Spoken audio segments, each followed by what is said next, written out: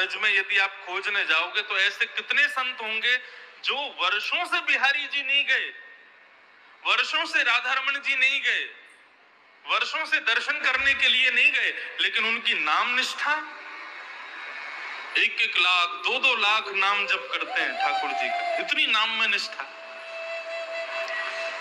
और उसमें विशेष रूप से तो चैतन्य गौड़िया वैष्णव संप्रदाय के जो भक्त होते हैं उनकी तो नाम में विशेष निष्ठा होती है। हरे कृष्ण कृष्ण कृष्ण हरे हरे, हरे राम राम राम हरे हरे। बंधुओं, नाम जपने वाले बड़े भाग्यशाली होते हैं। जब वो कृष्ण बोलते हैं ना तो उनकी जीभ यशोदा का रूप धारण कर लेती है, और जब वो राम बोलते हैं तो उनकी जिह्वा कौशल्या का रूप धारण कर लेती है। ये जीव ही ठाकुर जी को जन्म देती है। तो गौड़िया वैष्णव संप्रदाय के एक महात्मा रहते थे गोवर्धन में, नाम जप करते थे 18-18 घंटे 19-19 घंटे बैठ करके, और महामंत्र का जप किया करते थे। और जब जप पूर्ण होता था तो उसके बाद फिर स्नान ध्यान करते, स्नान ध्यान करने के बाद फिर थोड़े बहुत समय में जाके जल्दी जल्दी और घर घर से सूखी सामग्री लेकर के आते। सूखी सामग्री मतलब आटा कहीं से ले लेते, कहीं से कुछ सामग्री जो मिल जाती वो सामग्री लेकर के आते, और यमुना जल से निर्मित करके बढ़िया मोटे टिक्कर बना करके और उसको पा लेते, और पाने के बाद में फिर से नाम जप करने के लिए बैठ जाते। थोड़ी बहुत देर आराम करते, ये उनका नियम था। ना तो मंदिर जाते थे, ना किसी सेवा में नियुक्त रहते थे, ना ज्यादा कोई झंझट, कुछ नहीं, केवल नाम जपना, एक टिक्कर पाना, यमुना जल में स्नान करना और 1-8 घंटा आराम करना, बस यही उनका नियम था। लेकिन हमारे ठाकुर जी तो लीला पुरुषोत्तम है, बिना लीला किए इनको आनंद नहीं आता। एक बात मैं आपको बहुत स्पष्ट कहूं, ठाकुर जी को जो बहुत प्रिय होता है, जिसकी धाम में बहुत निष्ठा, कथा में बहुत निष्ठा, नाम में बहुत निष्ठा, वो ठाकुर जी का प्रिय है। और ऐसे प्रियों के साथ में ठाकुर जी लीला बहुत करते हैं। कैसी लीला करेंगे? किसी की कथा सुनने में बड़ी इच्छा है तो कैसे भी करके कथा उसकी छुड़वाएंगे। किसी की वृंदावन जाने में बड़ी निष्ठा है तो ऐसी रुकावटें देते रहेंगे कि वो वृंदावन जाने में और तड़फे, वृंदावन जा ही ना पावे। किसी की नाम जपने में बड़ी निष्ठा है तो नाम जपते जपते बीच में कोई ना कोई विघ्न डालेंगे। ये विघ्न आते नहीं है, ये ठाकुर जी खेलते हैं तुम्हारे साथ, ये ठाकुर जी लीला करते हैं। और बेचारे बाबा प्रेम से भजन करते थे। एक दिन एक मैया के यहाँ पर मधुकरी लेने के लिए गए, मैया ने आटे की सूखी सामग्री उनको दे दी। बाबा आए, आकर के यमुना जल से बढ़िया टिक्कर बनाया, मोटी मोटी रोटी बना करके पका करके स्वयं पा गए। अब उस मैया के यहाँ पर छोटे से ठाकुर जी की सेवा विराजी हुई थी। रात्रि में वो मैया जैसी सोई, ठाकुर जी उसके स्वप्न में प्रकट हो गए, और स्वप्न में प्रकट होकर के बोले मैया, बोले हाँ ठाकुर जी बोलो। बोले ये जो बाबा तुम्हारे यहाँ आवे ना रोज सूखी सामग्री लेवे के काजे, बोले हाँ, मोको वो बाबा बड़े पसंद हैं। मैया बोली तो कहा करूं? बोले कल वो बाबा आवे ना तो तुम मोको उनके हाथ में दे दियो, मैं उन्हीं के यहाँ जाऊंगा और अपनी सेवा करवाऊंगा। मोको उन बाबा के संग रहना है, अपनी सेवा करवानी है। मैया खूब रोने लगी, बोले मेरे सेवा में कोई कमी? मैंने कछु अपराध कर दियो ठाकुर जी, आप मुंह को छोड़ के जा रहे हो? बोले ना है मैया, तेने कोई अपराध ना कियो, लेकिन मोको वो बाबा बहुत प्रिय है, मेरो बहुत नाम जपे, मैं कछु दिना लीला करवे के काजे बाकी कुटिया में जानो चाहूं। कल वो बाबा आवे तो आप मोको उनको दे दियो। मैया बोली जैसी आपकी इच्छा ठाकुर जी। दूसरे दिन बाबा जैसे ही आए, बहुत ध्यान से सुनना, दूसरे दिन बाबा जैसे ही आए, बाबा आए आकर के बोले माते लाओ सूखी सामग्री दो, आटा दे दो थोड़ा सा। मैया आई आकर के बोली बाबा ऐसे ऐसे कल रात में मेरे ठाकुर जी सपने में आए और आकर के बोले मैया मुकु बाबा के संग जानो है तो तुम मेरे ठाकुर जी को ले जाओ, इनकी सेवा शुरू कर दो। बाबा बोले मैया हमसे सेवा करना ना आवे, हमसे श्रृंगार वगैरह ये सब हमारे बस की बात ना है, हम तो नाम जप सके, नाम जपवे में हमारी बड़ी निष्ठा है, लेकिन हमसे सेवा नहीं हो। बाबा चले गए। ठाकुर जी फिर से सपने में आए, सपने में बोले मैया तेने मुकु बाबा को दियो नहीं। आप लोग ब्रजभाषा समझ रहे हैं ना, समझ में आ रही है ब्रजभाषा? मैया बोली लाला मैं तो दे दूंगी, लेकिन बाबा मना कर रहे हो कि मुझसे सेवा नहीं होगी, कैसे दूं? ठाकुर जी बोले अरे मुकु जबरदस्ती दे दो, बाबा की गोद में ले जाके पटक दियो, बाबा लेके जाएगा, वही के यहाँ सेवा करवाऊंगा अपनी।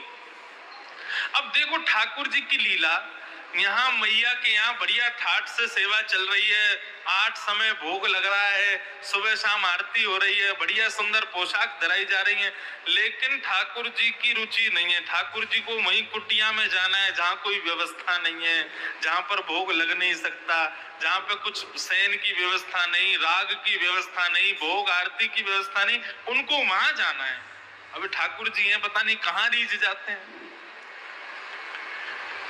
दूसरे दिन बाबा आए तो मैया अपने ठाकुर जी को लेकर के आई और बाबा की गोद में रख दिया। बोले मेरे लाल जी को आपके संग जानो है, अब मना मत करियो, आप इनको स्वीकार करो। मैया कितनी बार भोग लगता है इनका? बोले 8 बार भोग लगता है।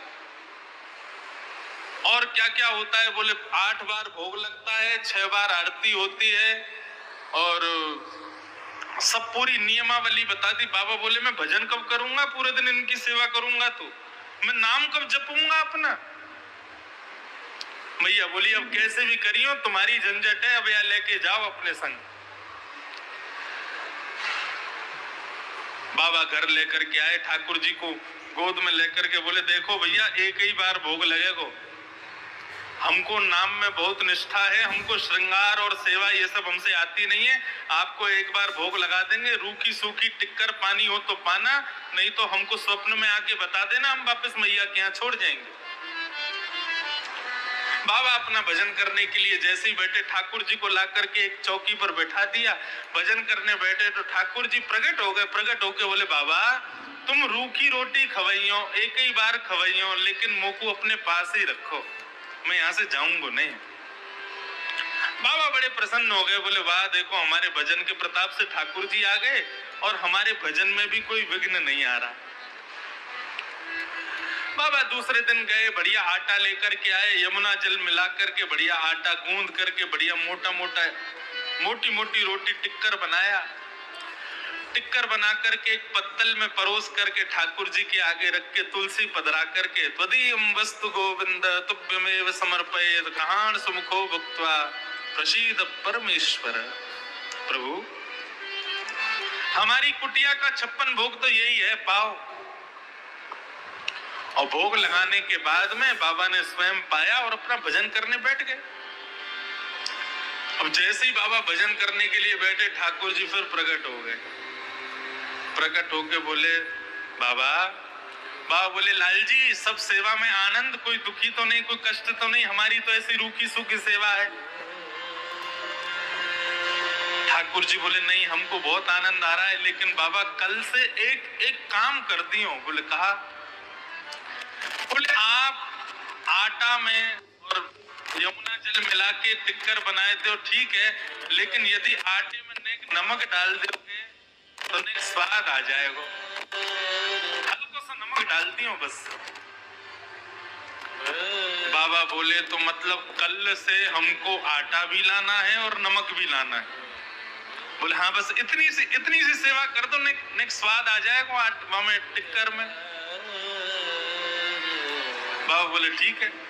दूसरे दिन गए तो मैया के यहाँ से आटा लाए, तो मैया से बोले मैया सुनो आटे के संग आज नमक और दो। मैया मनी मन मुस्कुराने लगी, बोले है गया काम। चटोरो पहुंच गयो कुटिया में, मैया लाई, नमक दे दियो, बोले बाबा लो प्रेम से टिक्कर बनाओ, पवाओ ठाकुर जी को। अब आटे में नमक मिला करके बढ़िया आटा गूंद के टिक्कर बना करके सेक करके बढ़िया ठाकुर जी को भोग लगाया। तो दियम वस्तु गोविंद तुभ्यमेव समर्पयेत्, पाओ प्रभु प्रेम से। प्रसादी पा करके जैसे ही भजन करने के लिए बैठे, ठाकुर जी फिर से प्रकट हो गए।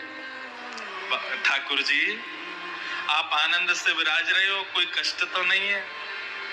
नहीं नहीं बाबा, खूब आनंद आ रहा है, लेकिन बाबा हमारी एक प्रार्थना है, यदि आप सुनो तो।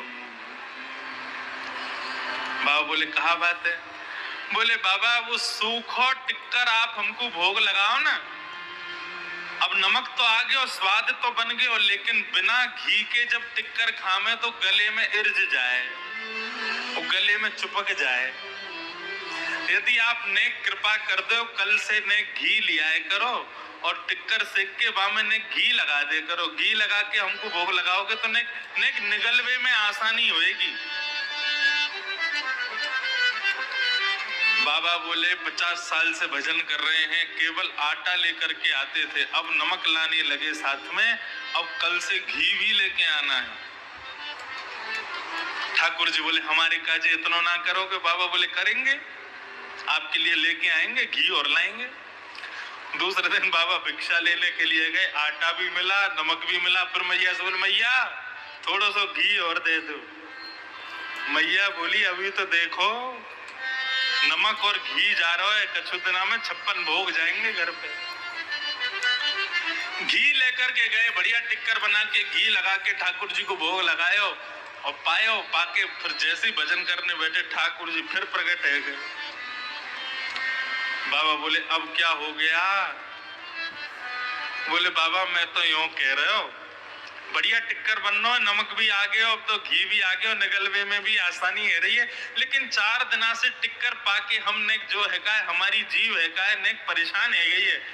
कल एक आलू और लिए और वह आलू को उबाल के वहां में नमक मिर्च डाल के ने बढ़िया चटनी बना के टिक्कर के संग आलू की चटनी दे दोगे तो आनंद आ जाएगा।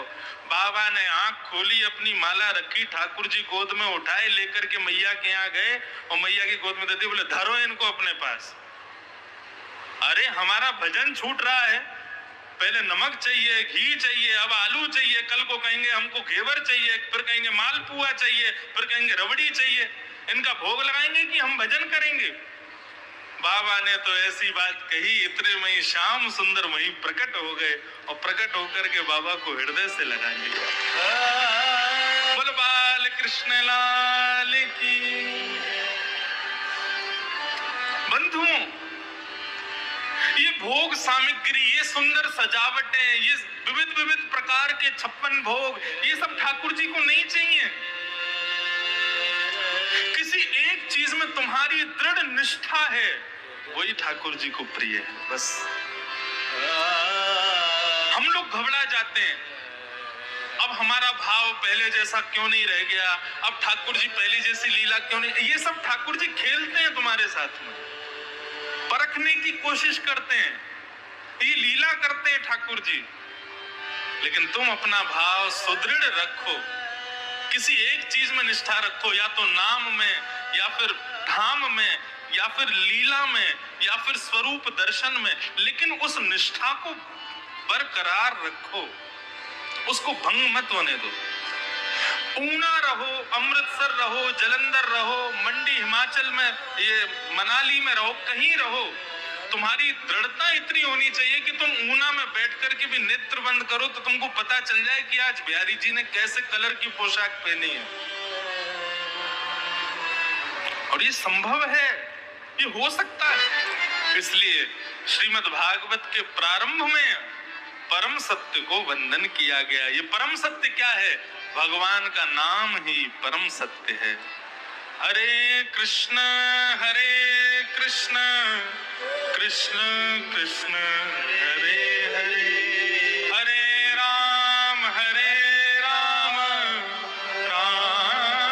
राम हरे हरे। यही परम सत्य है। एक दिन इसी महामंत्र का सहारा यदि अनवरत बना रहे तो इसी मंत्र के सहारे से यहीं कहीं ऊना की गलियों में घूमते हुए, यहीं कहीं ऊना के खेतों में विचरण करते हुए, गैया चराते हुए श्याम सुंदर के दर्शन है जाएंगे। वृंदावन कोई एक स्थान का नाम नहीं है बंधुओं, वृंदावन एक वातावरण का नाम है। और वो वातावरण आप स्वयं प्रकट कर सकते हो अपने आसपास। वृंदावन जैसा व्यवस्थित हो जाए, बस देखना 19 तारीख को यहाँ वृंदावन प्रकट हो जाएगा। लगेगा ही नहीं हम ऊना में बैठे, हम कहीं बाहर हैं, ऐसे लगेगा हम वृंदावन में हैं। याद रखना, वृंदावन कोई स्थान नहीं है, वृंदावन एक वातावरण है, बस उसको प्रकट होने की देर है।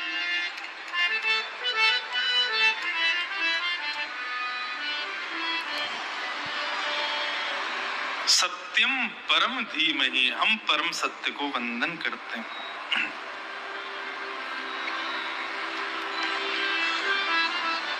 द्वितीय श्लोक में विषय, अधिकारी, संबंध, प्रयोजन, ये 4 चीजें बताई गई, बहुत ध्यान से सुनना। धर्म प्रोजित कई तवोत्र परमो निर्मत्सरा